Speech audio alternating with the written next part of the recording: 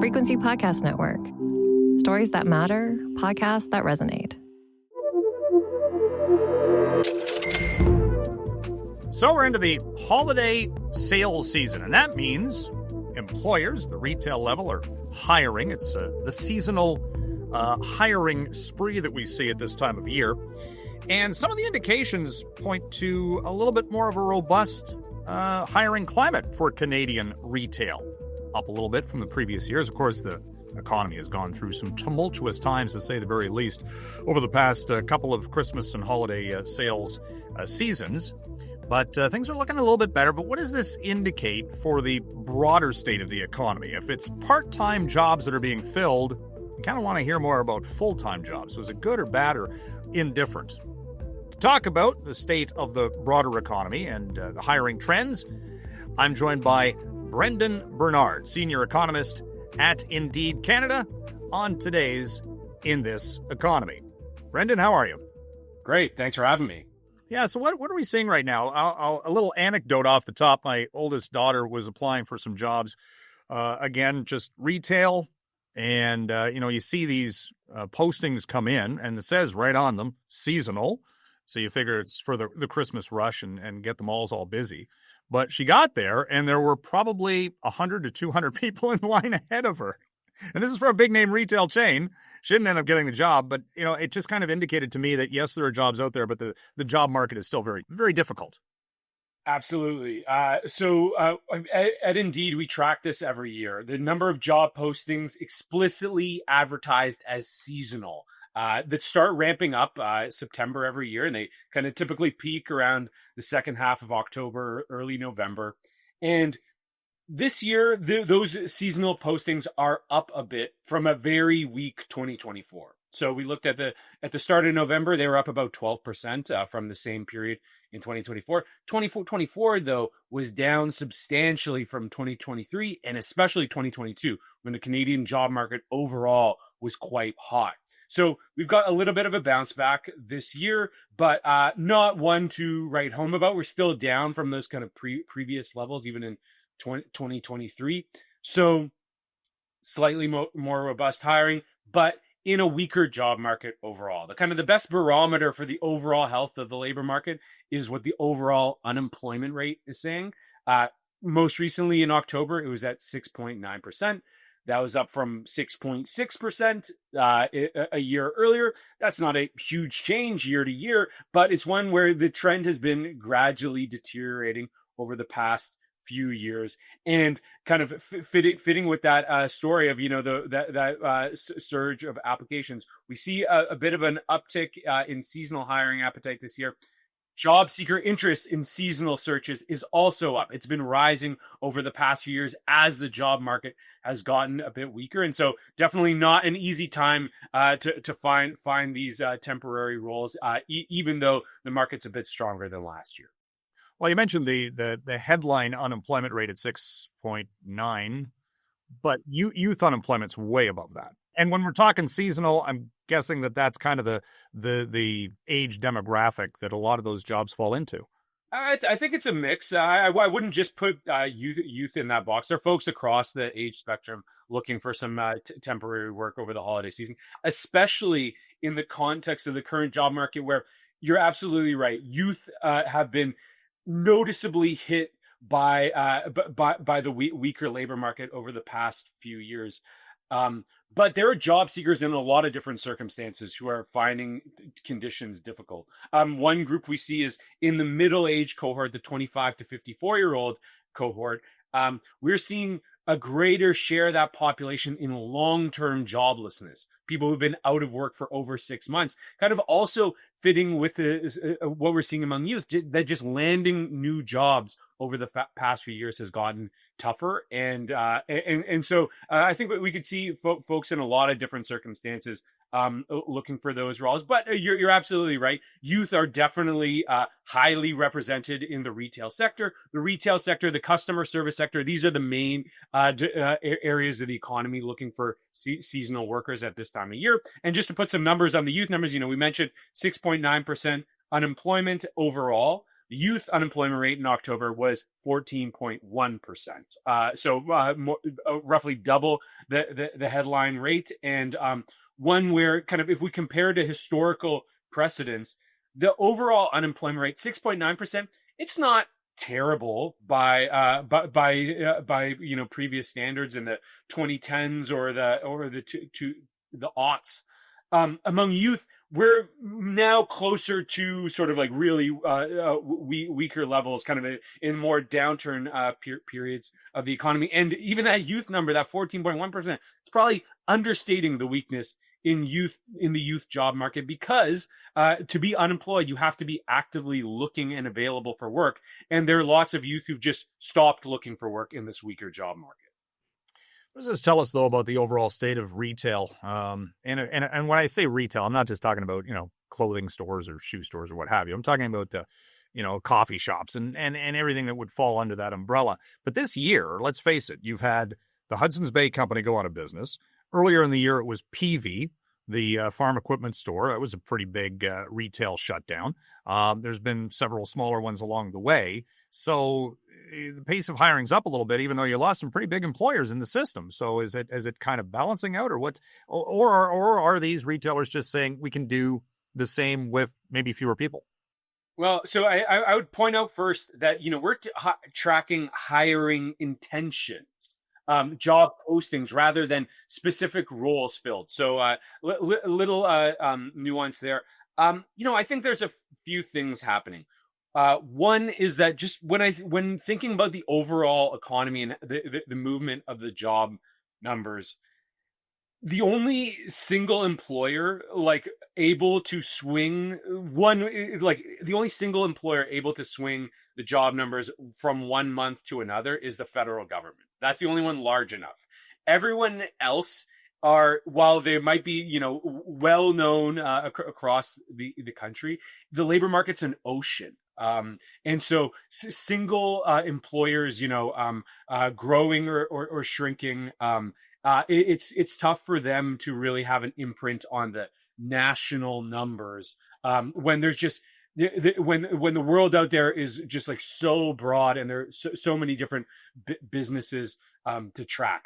I think on the retail side, just something else I notice is that overall Canadian household spending on retail trade has been fairly robust this year. It started to pick up at the end of last year, and it has remained kind of on the robust side this year as well. Well, you talk about the self-checkout. I can think of one retail brand, Uniqlo, for example. You go in, you put your items in, and somehow it scans everything for you. But they still have people there watching the process to make sure you're on the up and up. But, are companies hiring more perhaps customer service types, like actually being out on the floor to interact with consumers or and taking away from just the mundane task of the checkout because if I'm in a store, I'm looking for something, I want to find somebody I can talk to. I think customer service looks on net pretty similar to retail. The two are kind of directly linked, as you mentioned. Both are customer facing. I think where likely things have shifted a little more is more back of the house retail and transportation and distribution. The product needs to get to the stores, and there needs to be, a whole pretty complicated distribution network to facilitate all this online shopping. And so that's probably where I think demand has particularly shifted. But that work is, I think, on net less customer facing, even though I think your example is right about, you have fewer people behind the cash register. That means potentially more people on the floor, but how many more people? Whereas, I think where the demand really shifts when spending goes online is in the loading and stocking side, is in the delivery of goods, and these are trends that aren't just 1 year to year. They're longer term, and so I don't necessarily think this is kind of what's driving the numbers if we compare 2023 to 2025, but we start expanding the time horizon. The world of retail, how we spend has changed, and the job market follows that as well. How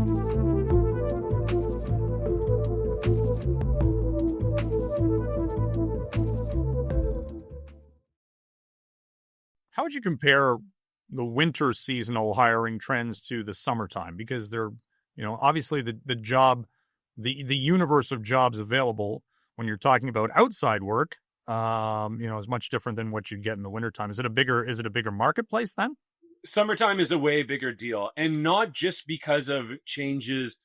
Well, there's so much work to be done outside Canada, obviously, and especially in certain parts of the country. The type of work you can do in summer is not all. You can't always do it all year round, and so the summer job market on net is a much bigger deal, and it's also a bigger deal because labor supply changes more in the summer than in the winter. You have just massive numbers of young people, particularly, who are out on summer break for school. We see It starts in May with the university and college students, and then June the high school students join, and so every year there's a huge jump in the number of workers in the over the summertime that falls back again in September.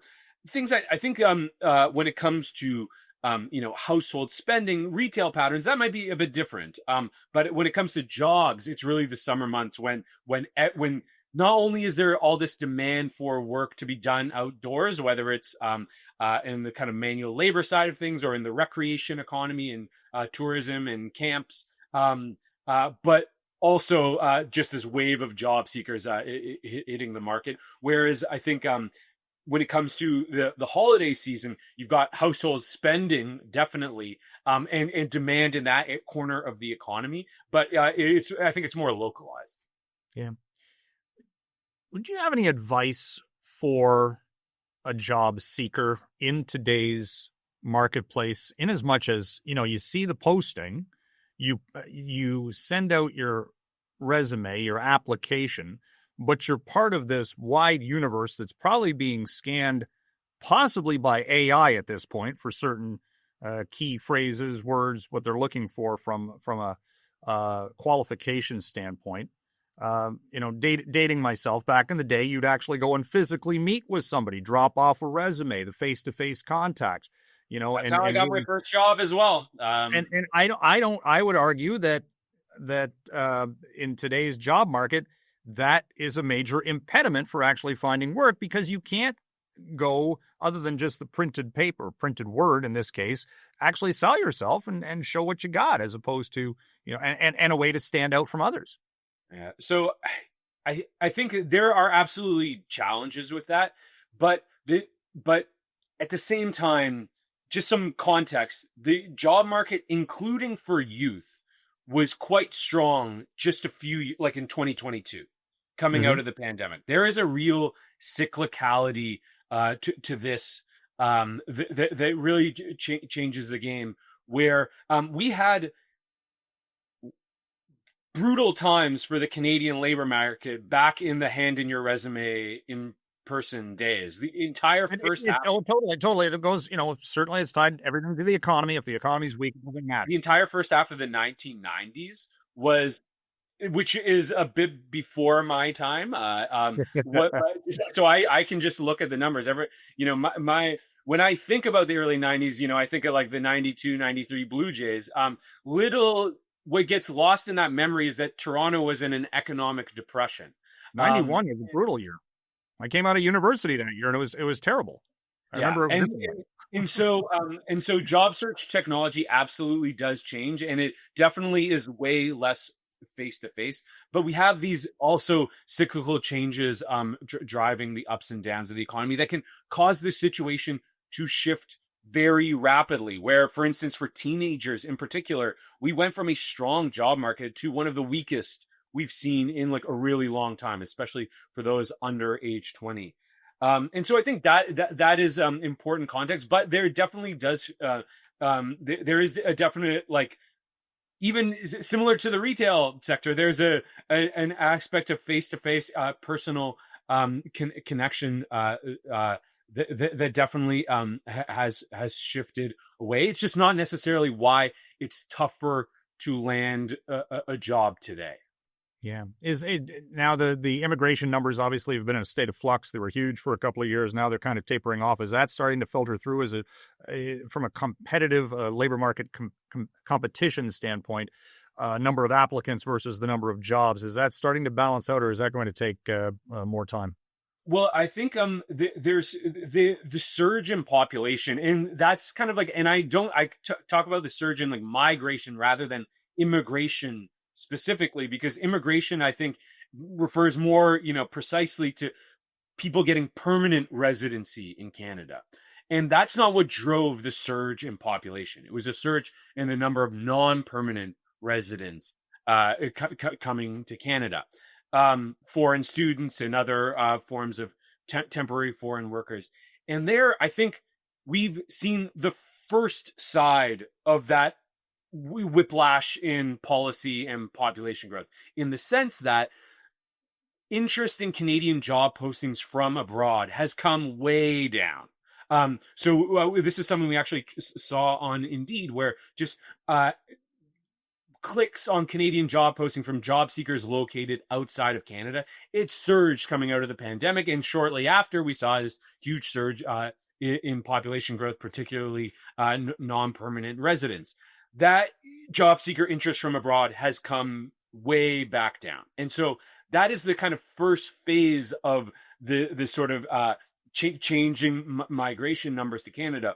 Where things are still a little bit up in the air, though, is among folks already here on expiring work visas or student visas.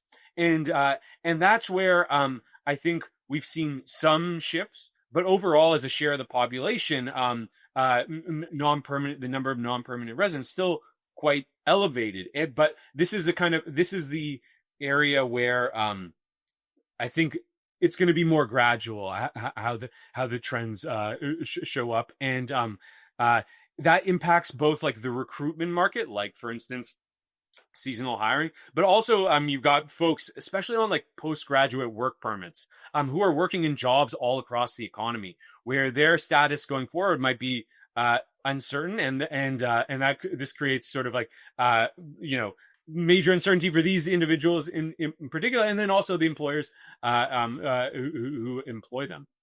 Yeah, we are. What are we?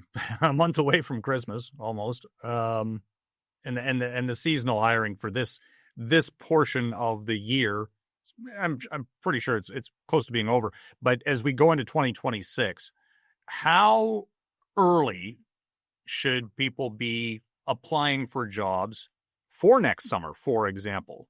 If again, kids are in school and looking for summer work, yeah, there'll be jobs posted, but should they be trying to get this out maybe in January as early as possible for certain positions that they might, or retail, or maybe golf courses or whatever that they might want to be looking at a job for? So, I mean, the job posting numbers, they start ramping up a bit later in the year, but it's a numbers game in general. And you asked, I think, a little bit before about, advice for people in today's job market. It's tough because a lot of the advice I would give isn't necessarily cyclically dependent. It'd probably be pretty similar whether the job market was strong or weak, in terms of doing your research on the opportunities out there, using the different tools available, both kind of like seeing what's online on Indeed, but also talking to networks, just hitting the pavement. I still think also could be useful, but that network portion I think is also really important, both for potential opportunities, but also kind of like guidance, advice, wisdom, because getting into any specific area of the economy is always unique and has its own unique considerations, and that's something I would say in any job market. Those are important steps along the job search process. Think though, in a weaker job market, then there, I think then the sort of like expectations component comes in, that you are like, for instance, on these seasonal jobs, we see, even if we see like a bit of an uptick in 2025, well, then the job seeker interest in seasonal work is also up. And so, more competition for those available roles, is going to create challenges landing them. And so, I think, going in with that understanding, but also I think part of that understanding is that it's not your fault that you are entering the job market at a weaker time than it was, 2-3 years ago. That's just kind of the landscape of where things are. It's not going to be permanent because the job market is quite cyclical. But in today's world, in where the job market stands today, if that's the landscape, then kind of like at least for sort of, I think, expectation settings, and also not to get discouraged, even if it's difficult landing a job immediately. People are getting hired constantly. There were, even in a weak summer job market this past year, there were tons of jobs started in May and June, like there are every year. It was a bit harder for individual folks to land them, but those jobs were started. And then I think over time, getting back to the the population growth and things like that on the entry level side of things, I think over time, with that sort of now plateau in population, I think that, like, going forward, could make it a bit easier to land some of these entry level roles, because we see, especially with the plunge in teenage employment rates, for instance. Those are in a lot of like lower paying, that reflects a tougher time getting those like lower paying entry level jobs that where we have seen a rise in non-permanent residents working in. And so I think as that trend cools off, that could create a bit of opening for teenagers to land some of those entry level jobs. And so that's kind of like the immediate environment. But even with that sort of like changing population growth, that's not going to save the job market. It might kind of like cause some shifts for certain entry level roles.